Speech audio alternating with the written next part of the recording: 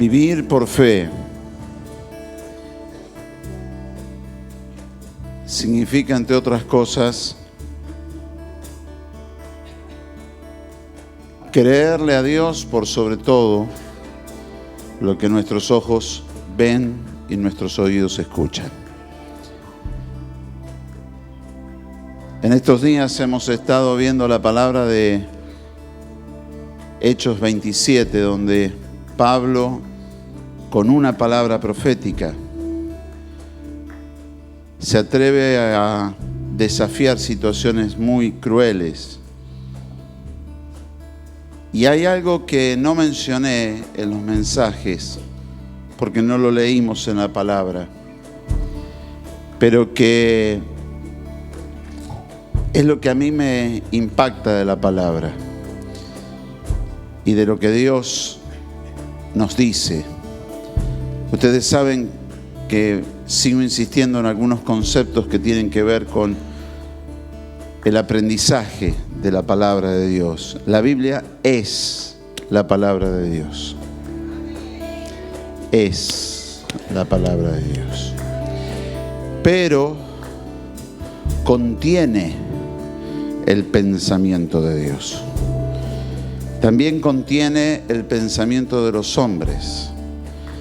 E incluso pueden ustedes encontrar el pensamiento del mismo diablo. Muchos liberalos dicen que la Biblia contiene la palabra de Dios nada más. Y esa es una verdad a medias. Muchos fundamentalistas dicen que la Biblia es la palabra de Dios y eso es otra verdad a medias. Porque si yo digo que es la palabra de Dios, todo lo que está aquí adentro tendría que servirme de inspiración para mi vida. Y no es así. Y si yo digo que contiene la palabra de Dios, puedo separar y decir esto me sirve, aquello no me sirve, y hacer lo que se me dé la gana. Cuando yo admito que es la palabra de Dios, estoy diciendo cada cosa que en ella es relatada. Yo puedo tener seguridad que es así porque el que me lo cuenta es Dios. Ahora, tengo que saber de quién está hablando Dios. ¿Quién es el que está expresándose en ese momento? Y cuando yo tengo en claro esto, entonces empiezo a entender a Dios. Dice Jeremías 9:24, ¿no es mejor entenderme y conocerme? Entonces, me impacta que Dios en la palabra diga que Pablo era un hombre de fe, que estaba tomado de la mano de Dios, que sabía que Dios estaba respondiéndole y que iba caminando en pos de una palabra profética que a él le habían dado y que inclusive él mismo dice y habla. En cierta ocasión, cuando está reunido con los hermanos, un profeta toma su cinto y se ata las manos y dice: así llevarán al dueño de este cinto y será llevado. Y Pablo le dice: no añadan tristeza a mi corazón, porque yo sé cuál es mi destino, sé hacia dónde voy. Tengo conciencia, tengo una palabra profética. Sin embargo, esa palabra profética se ve amenazada por una situación. Lo hacen subir a un barco en contra de su voluntad, va en una travesía que se transforma en un viaje de horror, donde el viento y la tempestad hacen estragos durante muchos días. Y Pablo, que era portador de una palabra, que tenía fe en Dios, llega a decir: perdimos la esperanza de conservar la vida. Esos son ventanas al alma que Dios nos abre, porque algunas veces en medio de situaciones nosotros podemos llegar a tener esos momentos de flaqueza donde uno sabe que la palabra profética está, uno reconoce que Dios ha hablado. Sin embargo, hay momentos en los cuales nos sentimos débiles, y esos son los momentos donde necesitamos del Espíritu, que venga y nos llene de su gloria y de su poder. Y quiero que preste atención, porque le voy a leer los dos pasajes que leí esta mañana en mi devocional. Cierre los ojos por un momento y escuche, que nada lo distraiga. En el Salmo 37 dice la palabra de Dios: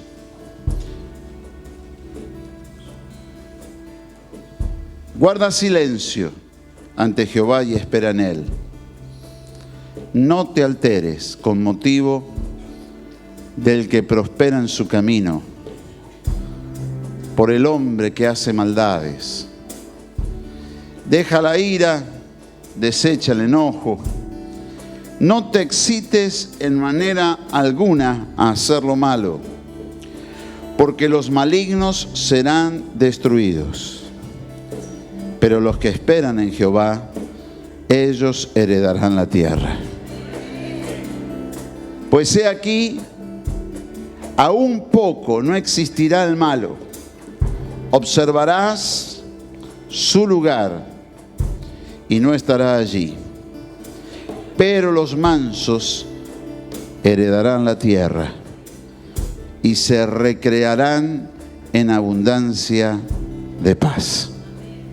Maquina el impío contra el justo y cruje contra él sus dientes. El Señor se reirá de él porque ve que viene su día. Los impíos desenvainan espada y entesan su arco para derribar al pobre y al menesteroso, para matar a los de recto proceder. Su espada entrará en su mismo corazón y su arco será quebrado. Mejor es lo poco del justo que las riquezas de muchos pecadores, porque los brazos de los impíos serán quebrados, mas el que sostiene a los justos es Jehová. Y Jesús, hablándole a los discípulos de lo que vendría, dice: estas cosas os he hablado para que no tengáis tropiezo. Os expulsarán de las sinagogas, y aún viene la hora cuando cualquiera que os mate pensará que rinde servicio a Dios. Y harán esto porque no conocen a mi Padre, ni a mí. Mas os he dicho estas cosas para que cuando llegue la hora os acordéis de que ya os lo había dicho. Esto no os lo dije al principio, porque yo estaba con vosotros, pero ahora que voy al que me envió, y ninguno de vosotros me pregunta: ¿a dónde vas? Antes, porque os he dicho estas cosas, tristeza ha llenado vuestro corazón. Pero yo os digo la verdad: os conviene que yo me vaya, porque si no me fuera el Consolador no vendría a vosotros, mas si me fuere, os lo enviaré. Y cuando venga, convencerá al mundo de pecado, de justicia y de juicio. De pecado, por cuanto no creen en mí. De juicio, por cuanto voy al Padre y no me veréis más. Y de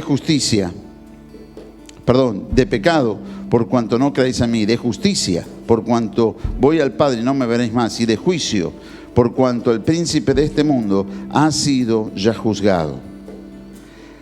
Aún tengo muchas cosas que deciros, pero ahora no las podéis sobrellevar.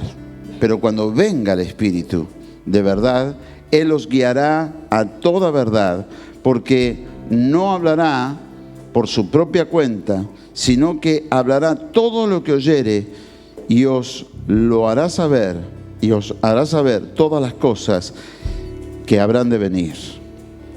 Él me glorificará, porque tomará de lo mío y os lo hará saber. Todo lo que tiene el Padre es mío. Por eso dije que tomará de lo mío y os lo hará saber. Todavía un poco y no me veréis, y de nuevo un poco y me veréis, por cuanto yo voy al Padre. Entonces les dijeron algunos de sus discípulos, o se decían unos a otros: ¿qué es esto que dice todavía un poco y no me veréis, y de nuevo un poco y me veréis. ¿Y por qué yo voy al Padre? Decían pues, ¿qué quiere decir con todavía un poco? No entendemos lo que habla. Jesús conoció que querían preguntarle y les dijo, ¿preguntáis entre vosotros acerca de esto que dije? Todavía un poco y no me veréis, y de nuevo un poco y me veréis. De cierto os digo, que vosotros lloraréis y lamentaréis, y el mundo se alegrará. Pero aunque vosotros estéis tristes, vuestra tristeza se convertirá en gozo.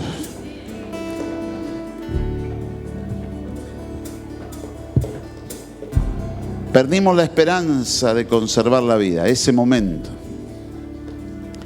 Jesús lo menciona al momento como un poco. Un poco. Todavía un poco.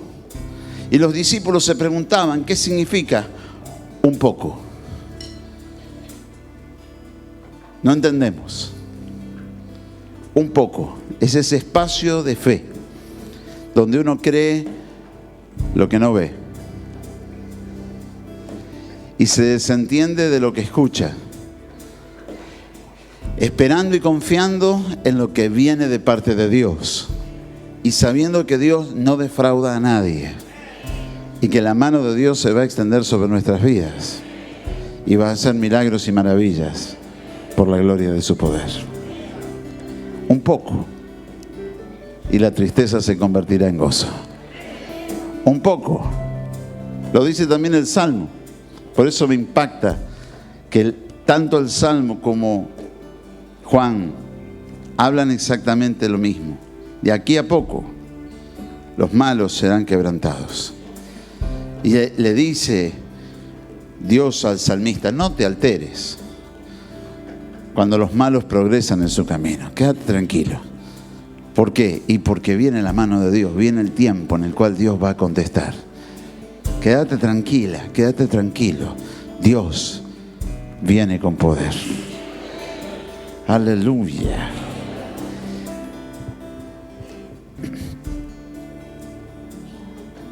Dijo el Señor, muchas cosas tengo para decirles, pero todavía no las pueden sobrellevar. Pero cuando venga el Espíritu, Él los hará saber. Y ayer hablaba con un querido pastor, que les mando un saludo grande, el pastor Monti. Y mencionábamos algo que decimos permanentemente. Si yo no fuera pastor, estaría viviendo días en los cuales andaría expectante por todo lo que va a ocurrir. Pero como soy pastor, vivo días desesperados, buscando que Dios dé la palabra para advertir al pueblo, cuidar al pueblo, guiar al pueblo. Pero estos son días que son como para abrir los ojos y ver. No dejarse afectar por las circunstancias pasajeras, un poco, porque eso va a pasar. Algunos que creen que están en pleno triunfo no se dan cuenta que están cumpliendo partes de profecías que no son buenas para ellos. Y creen que están triunfando. Pero no es así. A ver, imagínense por un momento la situación en la cual Jesús dio esta palabra que narra Juan. Esto es otro de los tantos pasajes que solamente Juan menciona. Jesús está en los momentos previos. Esto es parte del discurso previo a ir a la cruz. Desde el capítulo 13 en adelante es todo el momento de preparación, es todo un mensaje que va a terminar con la oración de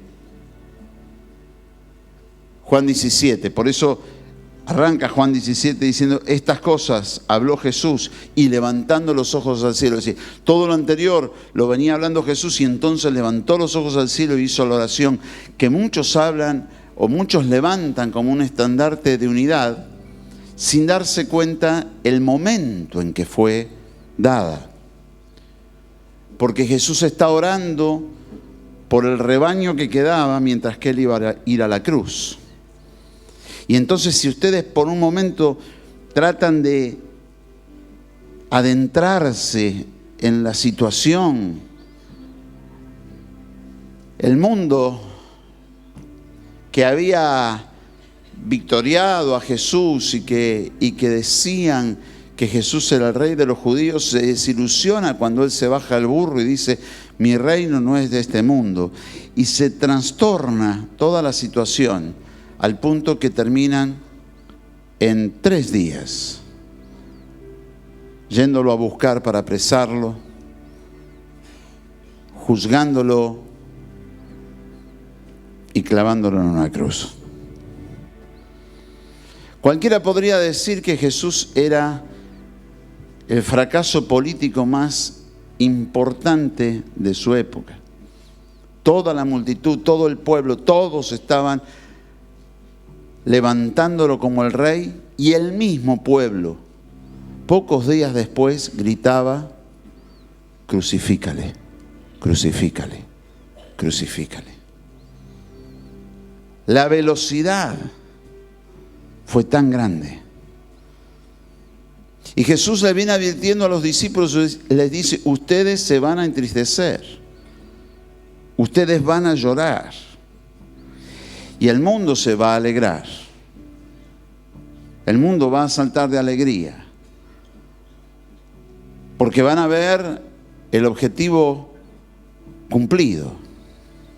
Sin embargo, a pesar de que ellos se gocen y que ustedes estén tristes, esto es por un poco de tiempo, porque después vuestra tristeza se convertirá en gozo. ¿Y qué les estaba diciendo? Voy a resucitar.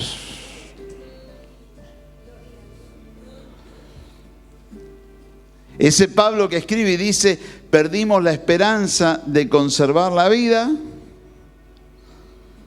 es el mismo que va a decir, el ángel del Señor estuvo conmigo y me dijo que ninguno de nosotros moriremos, solamente la nave se perderá. Quiere decirse que el mensaje del ángel fue un refuerzo para la fe de Pablo, que Pablo mismo admite estaba en una situación de crisis. Su fe estaba en crisis. Perdimos la esperanza de conservar la vida. Y digo que su fe estaba en crisis no porque perdió la esperanza de conservar la vida, porque él tenía una palabra profética. Vuelvo a repetir, aquel profeta que se ató las manos y dijo, así llevarán. Pablo dice, ya lo sé. Está diciendo, lo sé. No agraven mi corazón. O sea que Pablo era consciente que tenía una palabra profética. Pero algunas veces la palabra profética se hunde como el hacha en el lecho del río. Y tiene que venir Dios a producir un milagro inesperado, como fue cuando vieron los hijos de los profetas que el hacha flotó en medio de las aguas del río Jordán.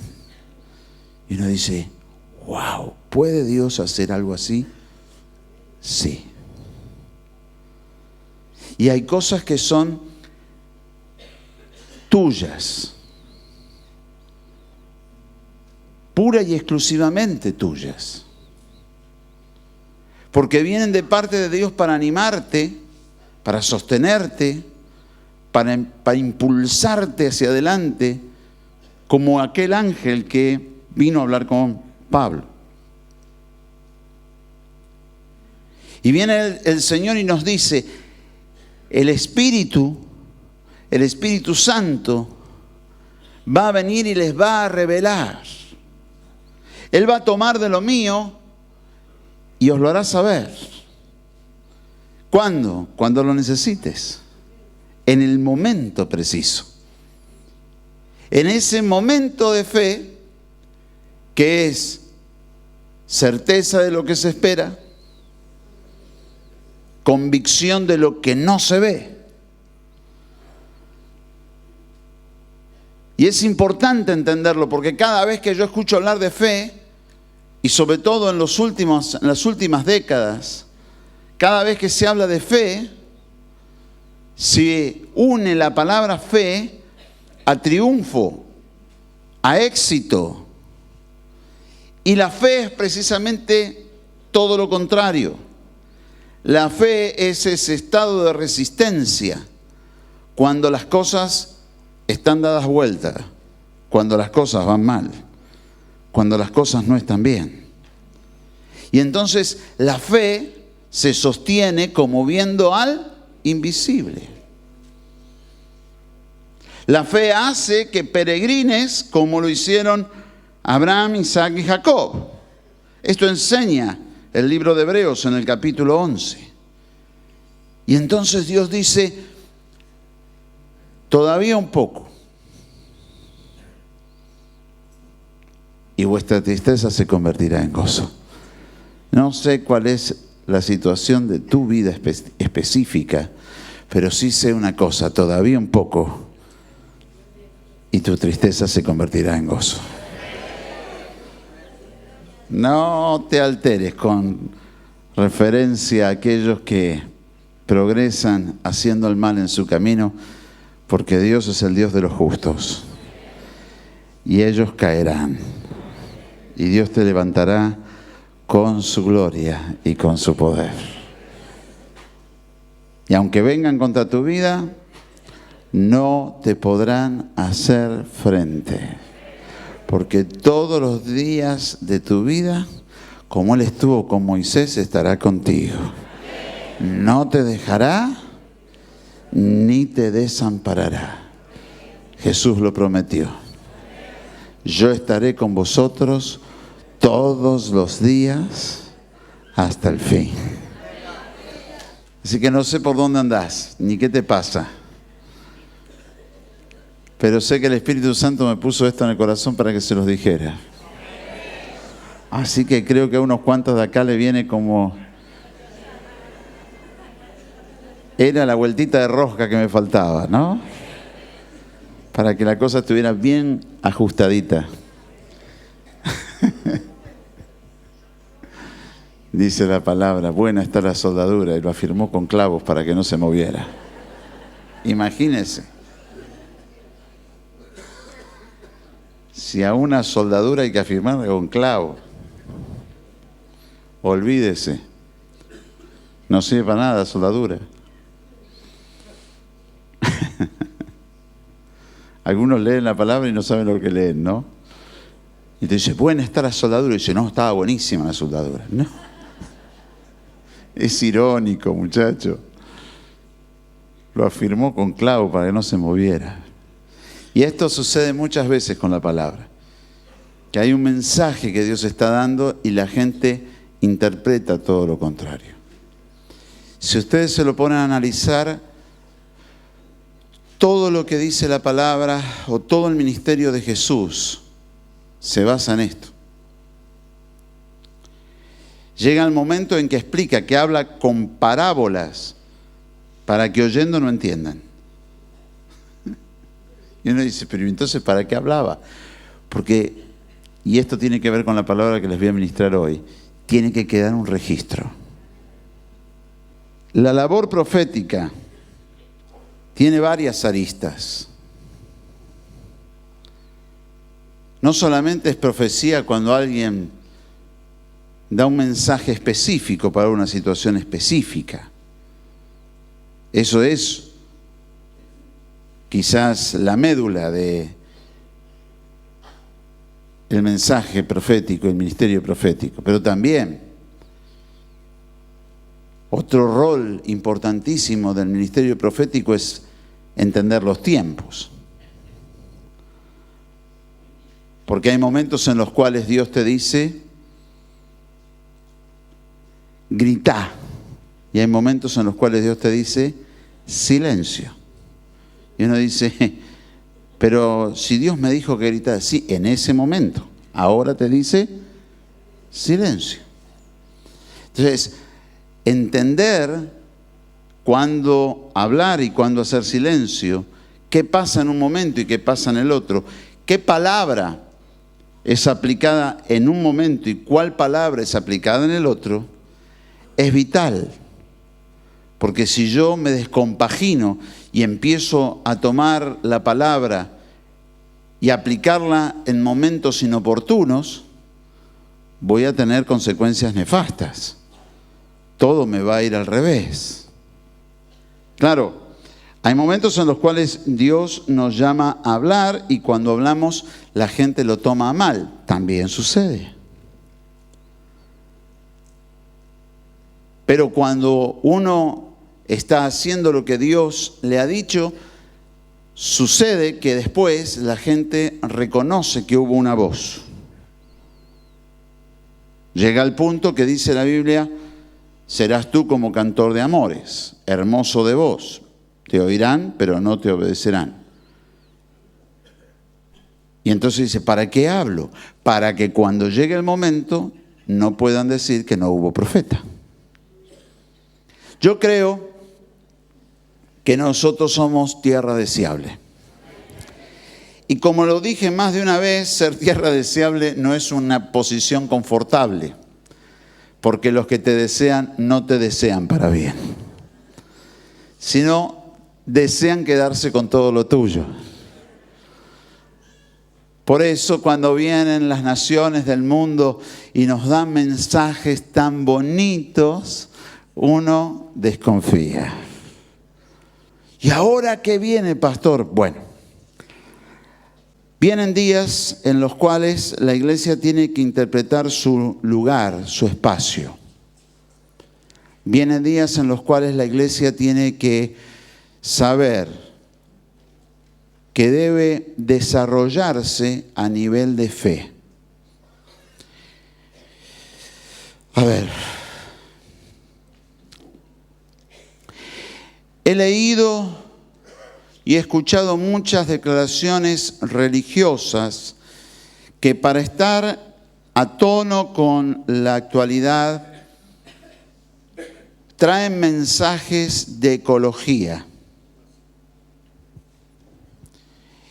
Y un aluvión de prensa que intenta hacer que esos mensajes aparezcan como si fueran maravillosos. Y los explican a todas partes como si fueran tremendos. De la misma manera, he visto mensajes religiosos que hablan sobre la pobreza y la redistribución del dinero. A ver, vamos a poner las cosas en su sitio. Esos mensajes religiosos están amparando a un mundo que es o se denomina a sí mismo el primer mundo, que hace muchos años atrás se los llamaba los países industrializados y que son los que generaron el desorden climático que estamos teniendo. Ahora, en medio de todo esto, entendamos algo. El desorden climático que tenemos se debe a las emisiones de CO2 que son parte de lo que hace el mundo industrializado. A ver, todo el resto del planeta emite el 50% de lo que solo Estados Unidos emite. ¿Está claro? Y esto es lo que genera todos los problemas. Que alguien me venga a decir que nosotros, los países del tercer mundo, los países en vías de desarrollo o no desarrollados, tenemos que cumplir con ciertas normativas, me parece servil. Primero, no es la voz de un pastor, es la voz de alguien que quiere someter a un pueblo. Segundo, si en el mismo mensaje me dice que hay que darle trabajo a todos, yo no entiendo cómo vamos a darle trabajo a todos si no hay la industrialización, si no hay fábricas, si no hay lugares de trabajo. Y entonces, ¿cuál debería ser el mensaje? Bueno, el mensaje sería: tenemos que tener energías limpias. Como por ejemplo, la energía solar. Sin embargo, esto no está en el mensaje, porque eso afecta a la industria del petróleo. Y no quieren tocar la industria del petróleo. Entonces no es un mensaje pastoral que habla de ecología. No. Mire, no se puede pensar. Toda actividad humana genera contaminación, toda. Ahora, el tema es cuánta contaminación. Si yo puedo transformar mucha de la energía en energía limpia, en esto el Centro Cristiano Nueva Vida es un ejemplo. Lo que ustedes tienen como iluminación hoy gasta absolutamente nada. Estamos haciendo lugares que tengan la menor cantidad de consumo de energía posible. Es interesante esto. Se habla de los aire acondicionados como si fuesen en estos mensajes religiosos, como si fuesen una barbaridad. Déjeme decir algo para que usted sepa qué contestar en ese momento. ¿Cómo con el aumento climático no van a haber más aire acondicionado? Mi hijo, ¿cuál es el secreto? Y tratemos de que los aire acondicionados se manejen con energía solar. Y entonces, si logramos esto, no vamos a tener el problema. Y todo el mundo va a estar más fresquito. Sin embargo, esos mensajes religiosos quieren venir a meterle culpa al que prende el aire acondicionado. Y esos mensajes son dados para este mundo no desarrollado. Y uno dice: me están haciendo una broma. Porque los que están atirando humo no somos los de acá. Entonces, la iglesia en estos tiempos tiene que saber dónde se para. ¿Cuál es nuestra posición? Mire, nuestra posición es simple, al lado de la gente, predicándoles el Evangelio y dándoles el amor de Dios. Nuestra tierra tiene que ser una tierra de paz. No porque es el deseo del corazón, no. Porque nosotros somos lo último de la tierra. De aquí tiene que venir el avivamiento que va a recorrer el mundo. Pero ese avivamiento no está exento del amor de Dios que tiene que ser demostrado hacia las personas que sufren. Yo no puedo darte lo que no tengo. Y entonces habrá Dios de prosperarnos de una manera especial. El enemigo tratará de robarnos lo que Dios quiere darnos. Y nosotros tendremos que plantarnos firmes con autoridad espiritual, reprendiendo todo poder de las tinieblas, para tomar y tener en las manos aquello que Dios quiere darnos y prosperarnos. No para que nosotros tengamos un yate, un transatlántico, un portaaviones, no.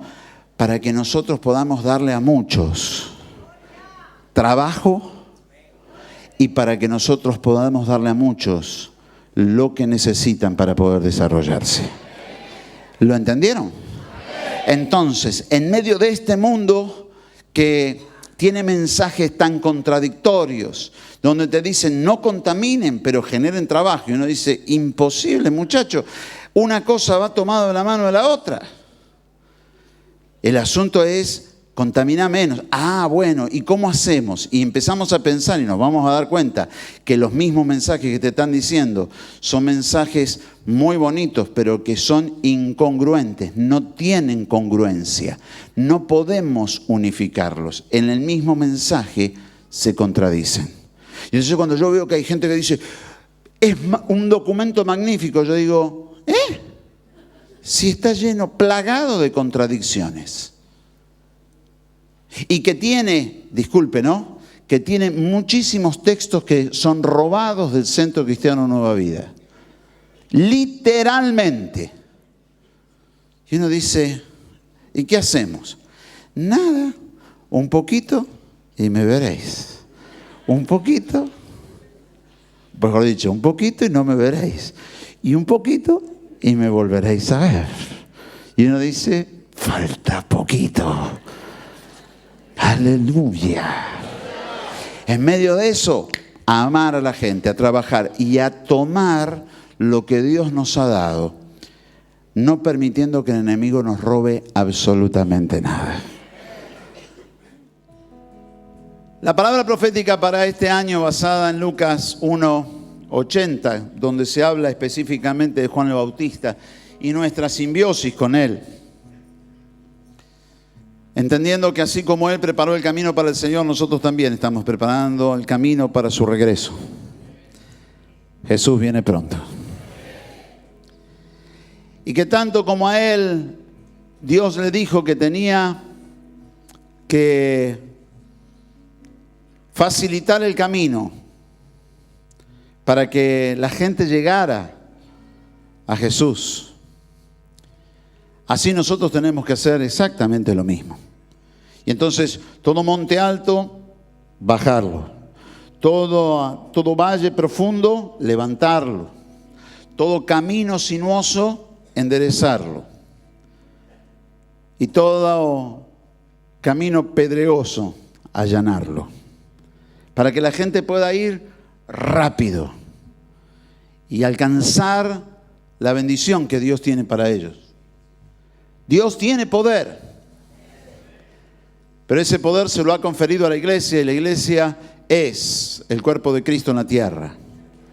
La iglesia no es una institución, son los hombres y las mujeres que reciben a Cristo en su corazón.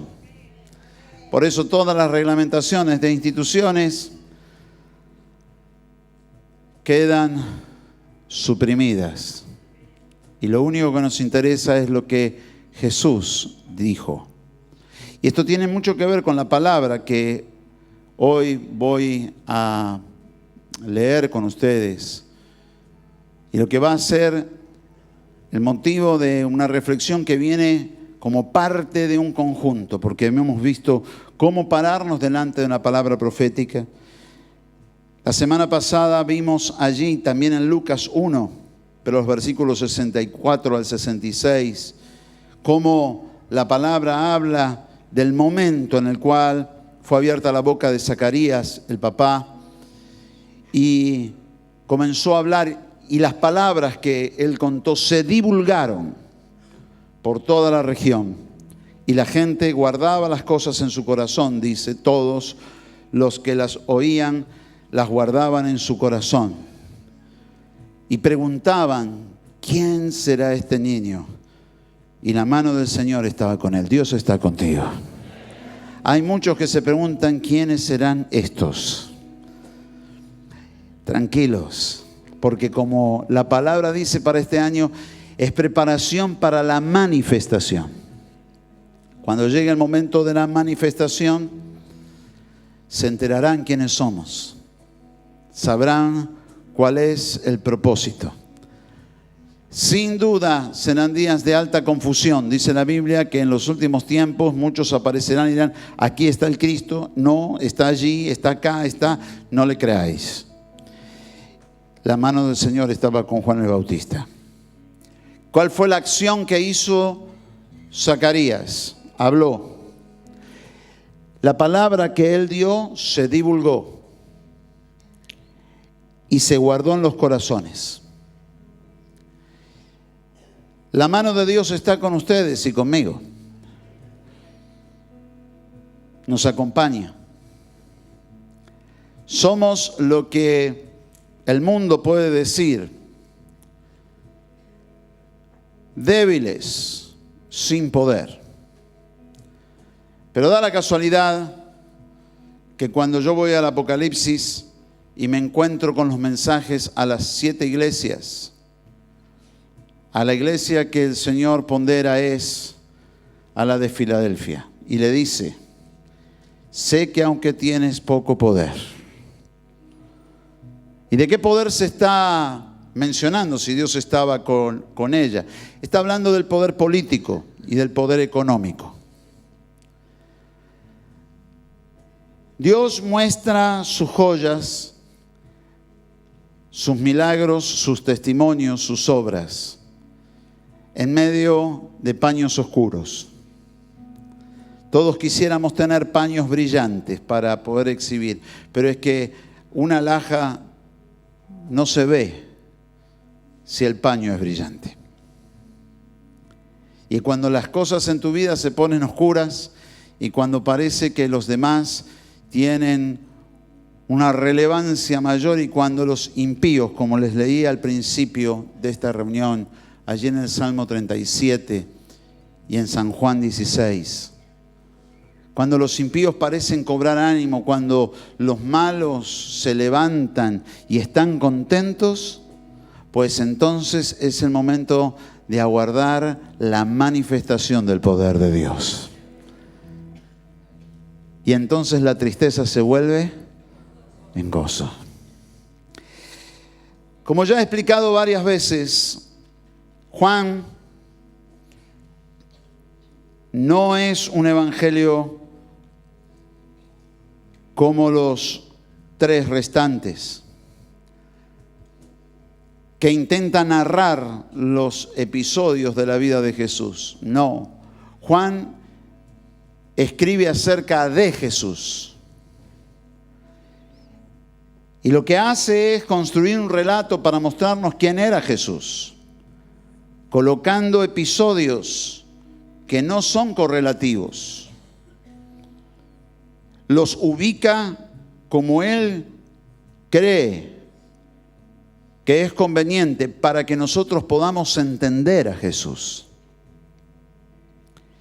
Y después de un capítulo 1 donde desarrolla con una profundidad extraordinaria y con un poder de síntesis increíble la realidad, diciendo: en el principio era el Verbo, y el Verbo era con Dios, y el Verbo era Dios. Este era en el principio con Dios, y todas las cosas por Él fueron hechas, y sin Él nada de lo que ha sido hecho fue hecho. En Él estaba la vida, y la vida era la luz de los hombres. Y la luz en las tinieblas resplandece, y las tinieblas no prevalecieron contra ella. Y ahí lo introduce.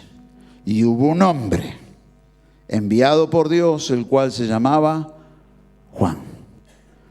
Un relato de Juan el Evangelista sobre Jesús, una genealogía diferente y una entrada que nos lleva hasta Juan el Bautista en 6 versículos de una manera extraordinaria. ¿Y cómo lo menciona a Juan? Y hubo un hombre.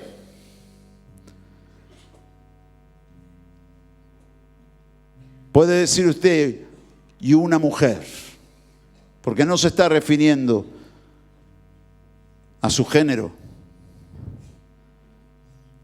Se está refiriendo a su naturaleza humana. Hubo un humano, humana, enviado por Dios, el cual se llamaba Juan.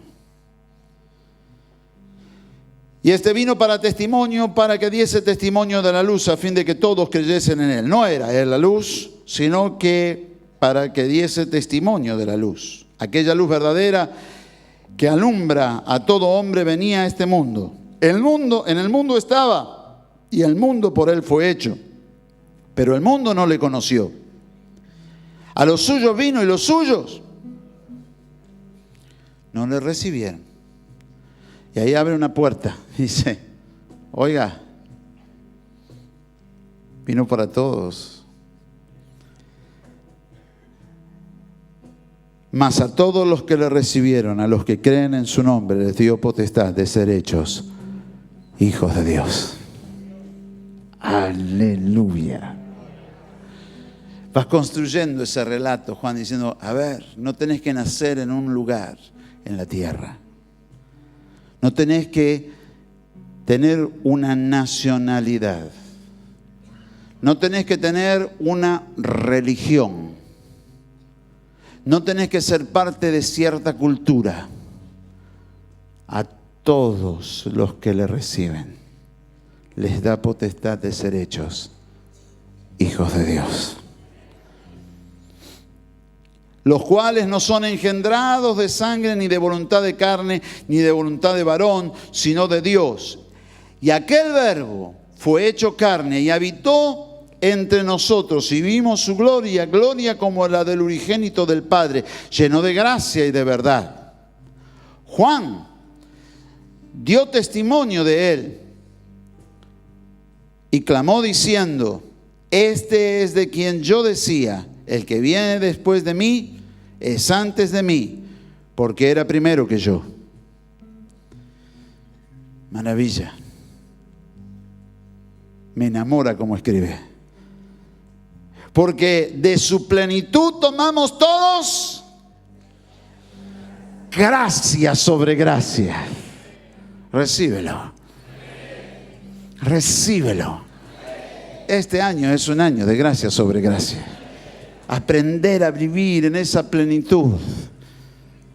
No, yo no ando con escaseces. Yo vivo en plenitud. ¿Por qué? Porque voy tomado de su mano. ¿Quiere decir que tenés todo lo que querés? No. Quiere decir que lo tengo a Él y Él me da todo lo que yo necesito. Pues la ley, y ahí empieza a desanudar el asunto. Pues la ley por medio de Moisés fue dada, pero la gracia y la verdad vinieron por medio de Jesucristo. No sé si usted comprende lo que esto produce en la mente de un judío. No en la mente nuestra. En la mente nuestra dice, amén, sí, es normal. Pero para los que estaban aferrados a que la ley de Moisés era todo, él le dijo, muchachos, Moisés trajo la ley, pero la gracia y la verdad vinieron por medio de Jesucristo. Tremendo. A Dios nadie le dio jamás el unigénito Hijo que está en el seno del Padre. Él le ha dado a conocer. Este es el testimonio de Juan. Cuando los judíos enviaron a Jerusalén sacerdotes y levitas para que preguntases, ¿tú quién eres? Confesó y no negó, sino que confesó, yo no soy el Cristo. Y le preguntaron, ¿qué pues? ¿Eres tú Elías? Dijo, no soy. ¿Eres tú el profeta? Y él respondió, no. Y le dijeron, pues, ¿quién eres? Para que demos respuesta a lo que nos han enviado. ¿Qué dices de ti mismo? Dijo, yo soy la voz de uno que clama en el desierto. Enderezad el camino del Señor, como dijo el profeta Isaías. Y a los que habían sido enviados, eran de los fariseos. Y le preguntaron, le dijeron, ¿por qué pues bautizas si tú no eres el Cristo, ni Elías, ni el profeta? Juan les respondió diciendo, yo bautizo con agua, mas en medio de vosotros está uno a quien vosotros no conocéis. Este es el que viene después de mí, el que es antes de mí, del cual yo no soy digno de desatar la correa del calzado. Estas cosas sucedieron en Betabara, al otro lado del Jordán, donde Juan estaba bautizando. El siguiente día vio Juan que era Jesús quien venía a él y dijo, he aquí el Cordero de Dios que quita el pecado del mundo. Este es aquel de quien yo dije, después de mí viene un varón, el cual es antes de mí porque era primero que yo. Y yo no le conocía más para que fuese manifestado a Israel. Por esto vine yo bautizando con agua. También dio testimonio También dio Juan testimonio, diciendo: vi al Espíritu que descendía del cielo como paloma y permaneció sobre él. Y yo no le conocía, pero él que me envió a bautizar con agua, aquel me dijo: sobre quien veas que desciende el Espíritu y que permanece sobre él, ese es el que bautiza en el Espíritu Santo. Y yo le vi y he dado testimonio de que este es el Hijo de Dios. El siguiente día, otra vez, estaba Juan y 2 de sus discípulos mirando a Jesús, que andaba por ahí, y dijo: he aquí el Cordero de Dios.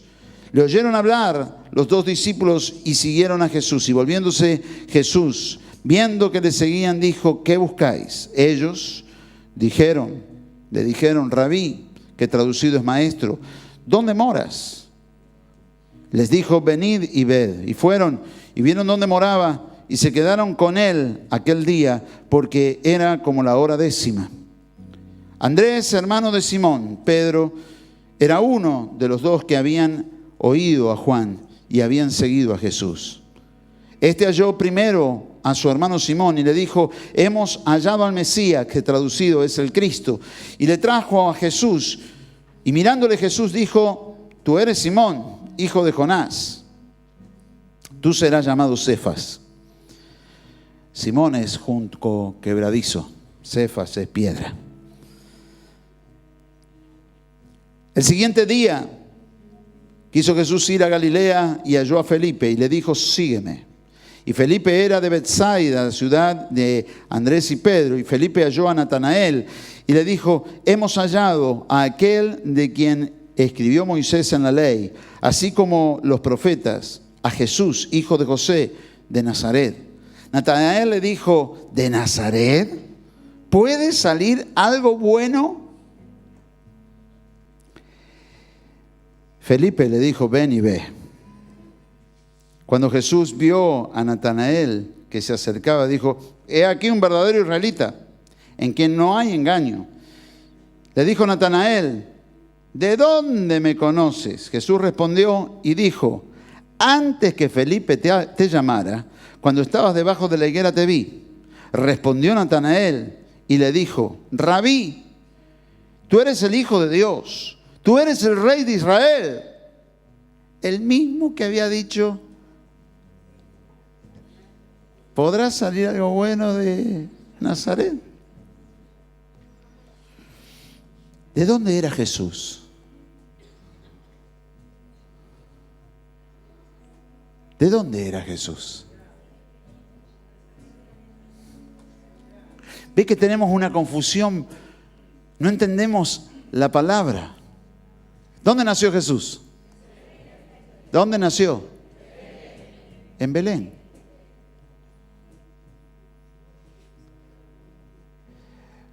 ¿Dónde se fue de Belén? A Egipto. Porque lo querían matar.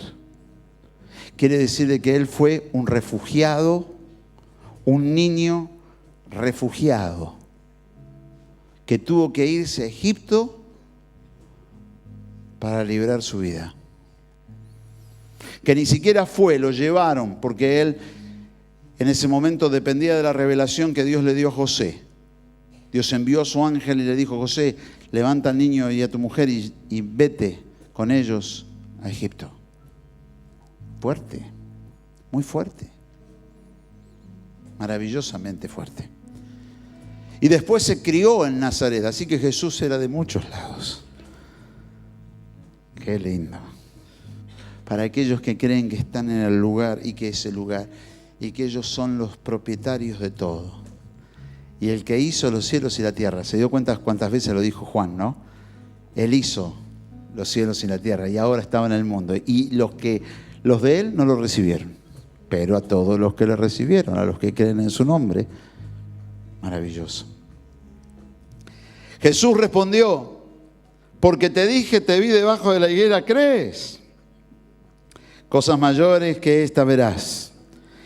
Y le dijo: de cierto os digo, de aquí en adelante veréis el cielo abierto y los ángeles de Dios que suben y descienden sobre el Hijo del Hombre. Amén y amén.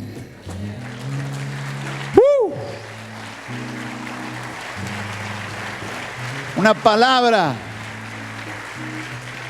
impresionante. Yo seguiría leyendo y lo leería entero, el Evangelio de Juan, sin paradas. Pero Juan salta y se nos mete en las bodas de Caná de Galilea, que esto sí lo data. Dice, al tercer día se hicieron unas bodas en Caná de Galilea. Esto le deja un dato, esto fue al principio. Y lo coloca allí. Caná de Galilea, arriba, en el norte. Jerusalén, en el sur. ¿Usted sabe lo que pasó en Caná de Galilea? Cómo él multiplicó el vino, o mejor dicho, hizo del agua vino, entre 600 y 900 litros. En el mismo pasaje va a colocar Juan la historia, en el mismo capítulo, en el mismo relato, va a colocar Juan a Jesús en el templo en Jerusalén, lo baja del norte, lo trae al sur, en un acontecimiento que no ocurrió después de las bodas de Caná de Galilea.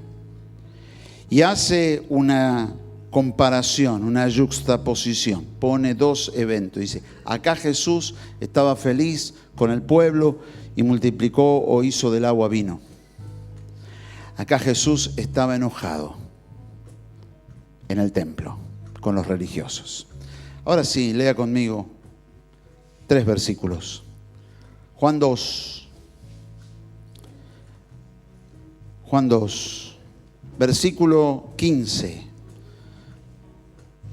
Dice la palabra de Dios, y haciendo un azote de cuerdas, echó fuera del templo a todos, y las ovejas y los bueyes, y esparció las monedas de los cambistas y volcó las mesas. Y dijo a los que vendían palomas, quitad de aquí esto, y no hagáis de la casa de mi padre,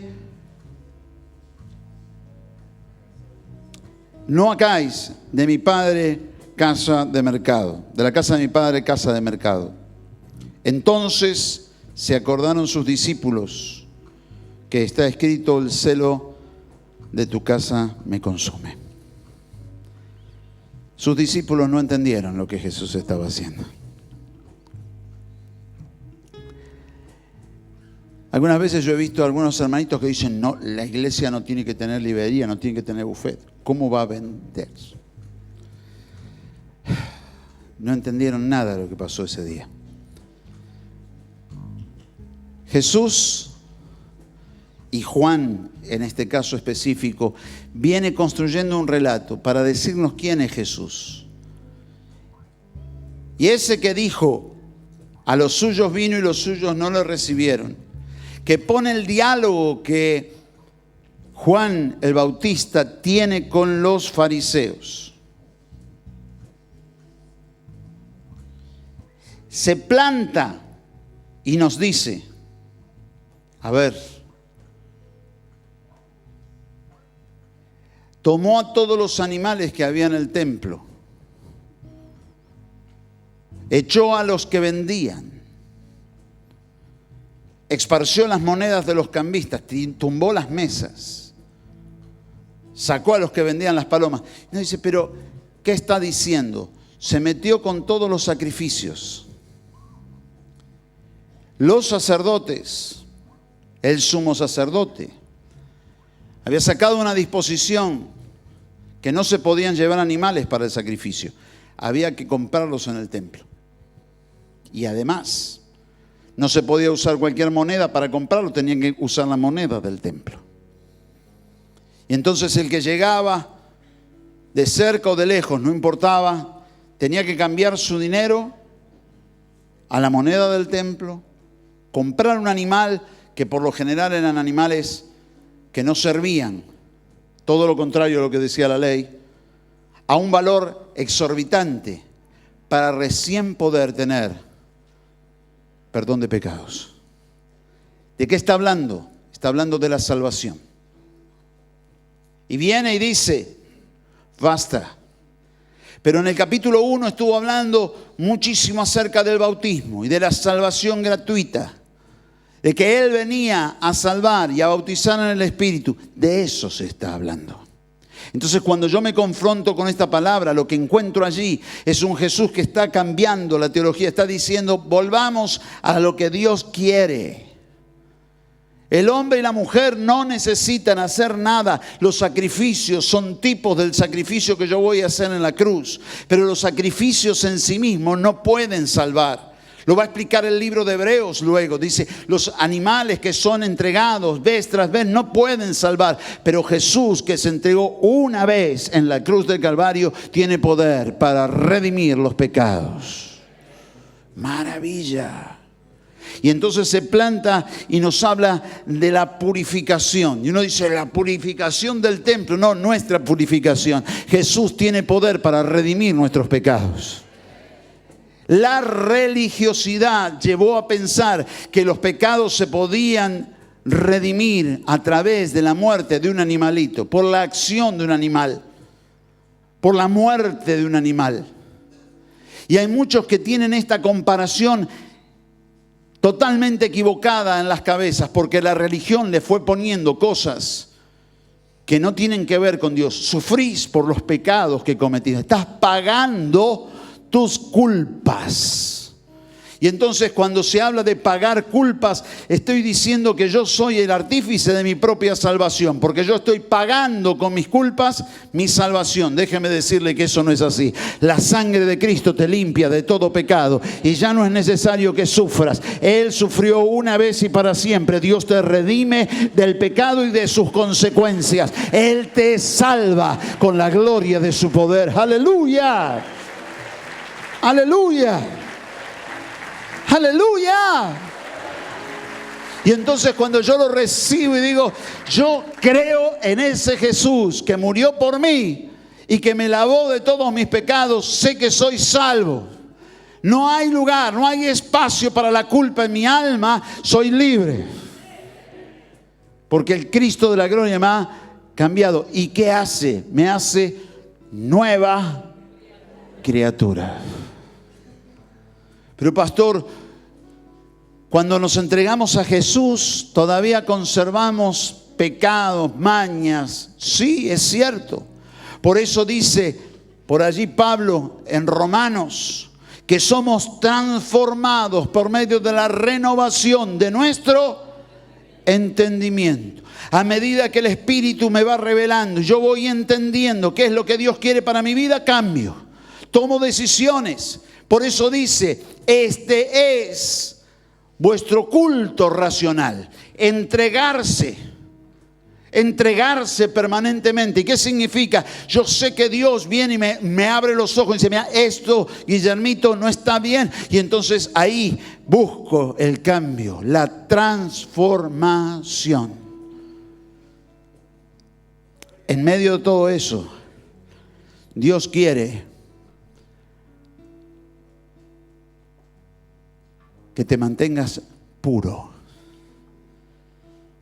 limpio. Dice la palabra que cuando Jesús hizo esto, se quedó hasta la noche con el látigo y no dejaba entrar a nadie que viniese con nada. Y les decía, la casa de mi Padre será llamada casa de oración. No les permitía hacer otra cosa. Pero cuando llegó la noche, dice la Biblia, Lucas lo explica, se fue y no se quedó a dormir en Jerusalén. No era prudente quedarse a dormir en Jerusalén después de haber hecho lo que había hecho. Ahora le pregunto yo, algo que no figura en la Biblia, ¿qué cree que pasó al día siguiente?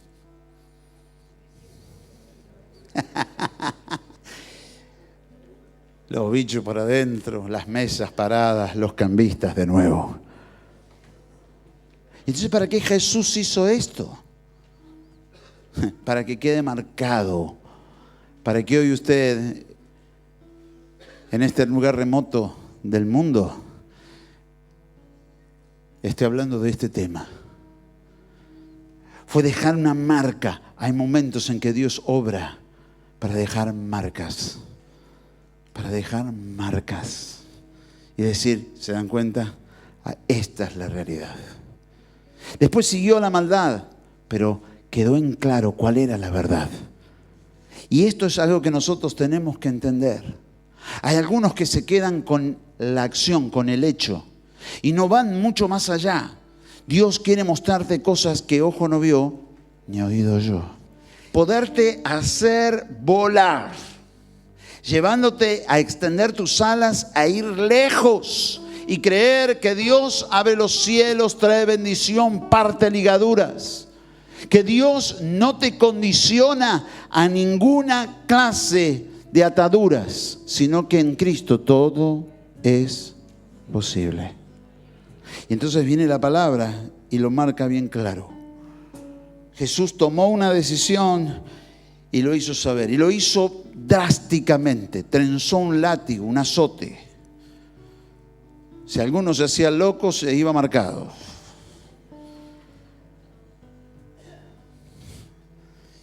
Y Juan nos muestra un evangelio que es diferente, porque todos dicen, ¿cómo? Usted no puede gritar. Venga conmigo, va a ver. No, pastor.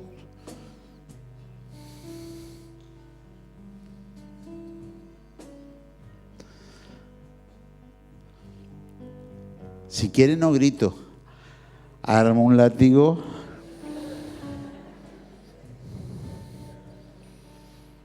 Total, bestias y animales encuentro en todas partes.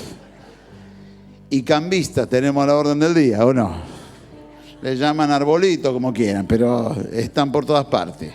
Levantás una baldosa y te sale uno y dice, cambio, cambio.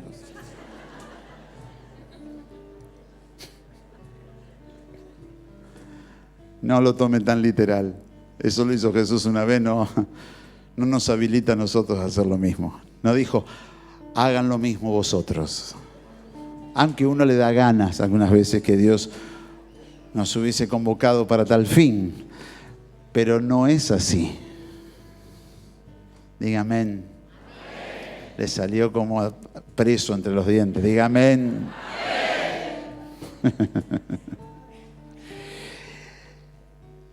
Ese día después las cosas volvieron a ser como antes, pero ya nada era como antes. Ya Jesús había pasado por el templo, ya Jesús había intervenido, ya Jesús había marcado que la salvación no venía por esos animales. Ya la situación no era igual. Y yo creo que más allá de la distancia que tenemos nosotros con los acontecimientos únicos que ocurrieron en los días de Jesús, vivimos nosotros permanentemente en situaciones donde Dios está delimitando las cosas. Y hay situaciones que se dan, episodios que suceden, que marcan que tiempos terminan y tiempos comienzan, que la historia cambia. Jesús dijo, un poquito y no me veréis, otro poquito y me volveréis a ver. Esos momentos en los cuales la tristeza se convierte en gozo, pero antes de convertirse la tristeza se instala y trata de hacerte sufrir. Y ese es el momento de la fe donde nosotros nos lanzamos por fe a creer en lo que ojo no vio ni oído yo. Y creemos que Dios puede hacer cosas increíbles. Y cuando esa batalla está dentro del alma y nosotros estamos luchando dentro de nuestro corazón, entonces aparece el Señor. Un poquito y me volveréis a ver. Y ahí es donde la tristeza se convierte en gozo. Dios trae bendición sobre tu vida. Dios trae gloria sobre tu vida. Dios te purifica. Saca de tu alma todo lo que puede estar ocupando lugar y no es de Él. te libera de tantas ataduras y de tantas ligaduras y trae gloria sobre tu vida. Nada ni nadie podrá detenerte. La gloria de Dios está sobre tu corazón. Hay poder en el nombre de Jesús. Solo tenés que dejar que fluya. No tenés que luchar contra las situaciones. No tenés que ponerte el otro día en la entrada del templo pensando de que no iban a entrar ni los animales, ni los cambistas, ni nada por el estilo. No, esas cosas van a pasar. Pero ya hay una marca donde el pueblo sabía que no estaba allí la salvación, sino que la salvación estaba en Cristo. Y dice la Biblia, si siguiéramos leyendo, que después de esto Jesús va a hablar con uno de los principales de los judíos, llamado Nicodemo, a quien le va a decir aquella frase que nosotros, ese texto que nosotros lo tenemos en la boca y lo repetimos de memoria.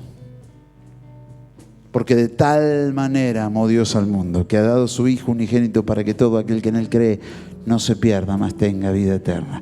Porque no envió Dios a su Hijo al mundo para condenar al mundo, sino para que el mundo sea salvo por Él. Aleluya.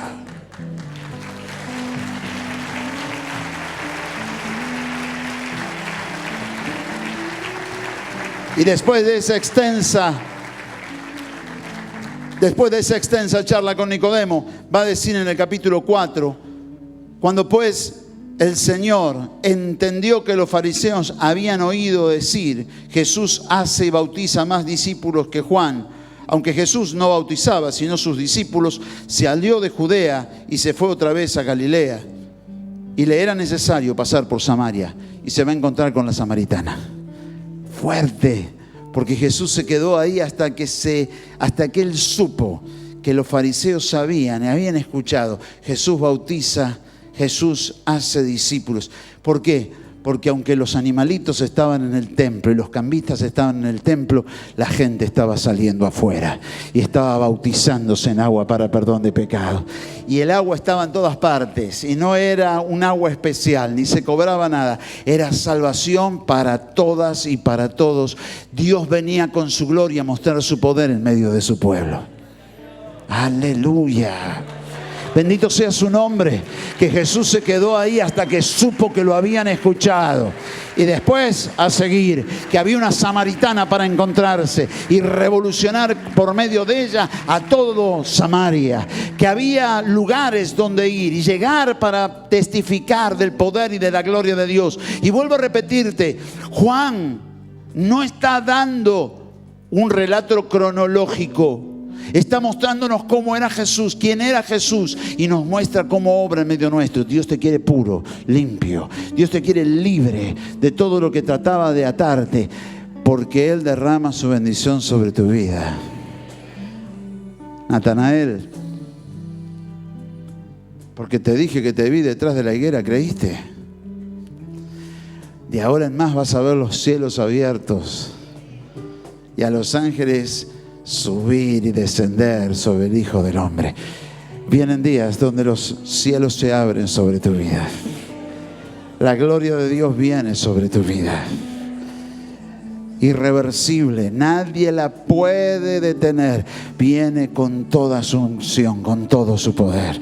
Recíbela, recíbela, recíbela. Vive en ella, gózate en ella, disfruta de ella, porque la gloria de Dios está sobre ti y nadie la puede detener. Pero hay tantas cosas que me llenan de culpas. Jesús te lava con su sangre. Deja de hacer sacrificios de animales. Deja de pensar que la salvación tuya depende de algo o depende de alguien. Tu salvación depende solamente de vos mismo. Porque la Biblia dice, mas a todos los que le recibieron. Si soy yo el que lo recibo, soy yo el que lo rechazo. Dice la Biblia, a los suyos vino y los suyos no le recibieron. Mas a todos los que le recibieron.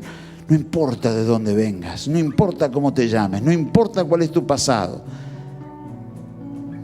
¿Saldrá algo bueno de Nazaret? A todos los que le recibieron les dio potestad de ser hechos hijos e hijas de Dios. Tuyo. Nadie te lo puede quitar. Tuyo. Nadie lo puede sacar de tu alma. La gloria del que vive está sobre tu vida.